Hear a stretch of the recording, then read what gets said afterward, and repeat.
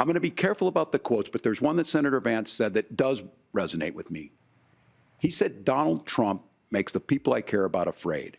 A lot of America feels that way. We don't need to be afraid. They're not going to be able to live their American dream if we do the same thing that we've been doing for the last 3.5 years.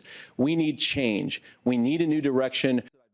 Senator Vance and Governor Tim Walz squared off last night in the first and only vice presidential debate. The two touched on a number of topics, including immigration, gun reform, and, of course, health care. Jim Stratman is joining us in the studio now with this. Jim, the two didn't really see eye to eye on a lot of the topics, but they did come to an agreement that the economy is a big one. Yeah, that's something that the Trump campaign especially has been hammering the Harris campaign on during this election cycle, and we saw more of that last night from Ohio Senator J.D. Vance. Vance touted the Trump policies from his first term in office, saying that those policies delivered the highest take-home pay in a generation, 1.5% inflation, and peace and security all over the world. He said that while some of the Harris team's policies sound good on paper, he questioned why they weren't being enacted right now.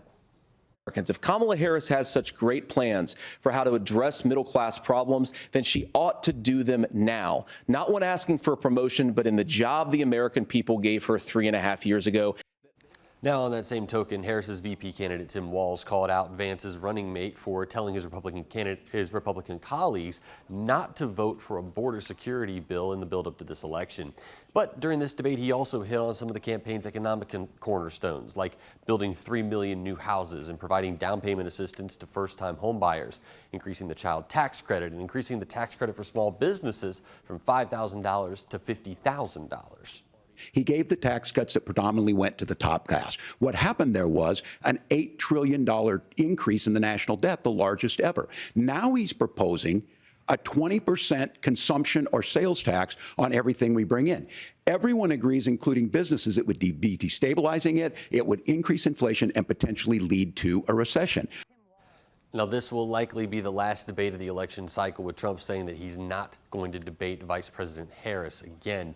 Remember, Election Day is November 5th, and the last day to register to vote, both here in Kentucky and in Indiana, is next Monday, October 7th. Eric, Grace? All right, Jim, thank you. Today, Vice President Harris will travel to states affected by Hurricane Helene. She'll survey damage in Georgia today and then head to North Carolina.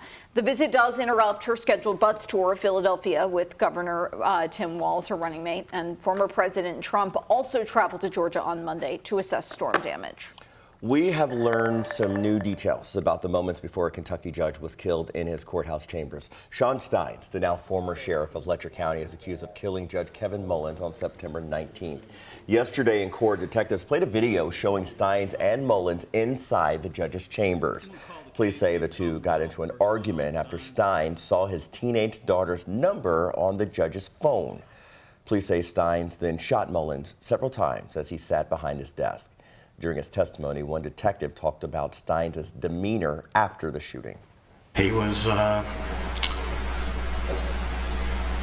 mostly calm, I thought. I mean, I talked to him, but he didn't say nothing about why this had happened. But he was calm. He was kind of afraid that basically all he said was, "Treat me fair." That's basically the comments he made. But yes. The judge did determine there was probable cause here and sent the murder charge to a grand jury. A Jefferson County grand jury has indicted a man for a deadly shooting in the Highlands this summer. Ramon Robinson is charged with murder and tampering with physical evidence, among other charges. Investigators say Michael Batchelor was shot and killed on Morton Avenue on August 11th. The shooting happened around the same time as another shooting around the corner on Baxter Avenue. Robinson is expected in court today at 10. Louisville Mayor Craig Greenberg says he wants to help combat crime by enforcing a 40-year-old Louisville mask ordinance. During his weekly update, the mayor said the suspects who shot two teenagers outside a football game at PRP High School were wearing medical masks to help hide their identities. His office also shared these photos of suspects in other crimes also wearing masks. Mayor Greenberg says he wants to enforce an outdoor mask ban from 1983 that's not recently been enforced, of course, because of COVID. He says the ordinance would need to be amended to protect people who wear masks for health reasons. We are going to take everyone's personal and public health very seriously.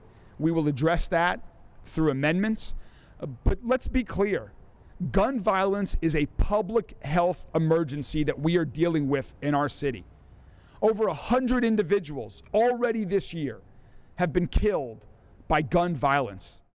The mayor plans to get input from the Metro Council and from you, the community, over the next week to decide the best way to amend that ordinance. Drivers in parts of downtown and New will notice a big change starting Sunday. That's when Jefferson Street is going to go from one-way to two.